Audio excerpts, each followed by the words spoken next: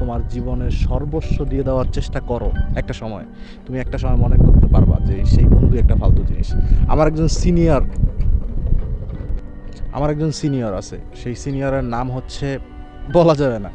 উনি আমাকে একটা প্রশ্ন করছিল, বলতো বন্ধু কোন কাজে লাগে। আমি বলছিলাম অনেক অনেক কথা, সেটা ছিল আরও 10 বছর আগে।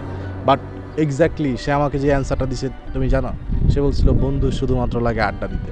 জীবনের কোনো গুরুত্বপূর্ণ কাজে কোনো দিন তোর বন্ধু লাগবে না, কারণ বন্ধুরা তোর ভালোই চায় না। শোন, টাইম পাস করার নামই বন্ধুত্ব।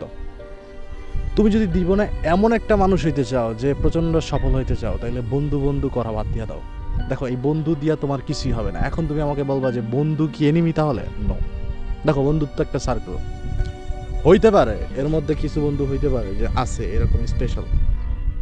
আমি আমার কথা বলি, আমার কিছু বন্ধু নামক লোকজন ছিল। আমার বন্ধু এখনো আছে, নাই এমনটা,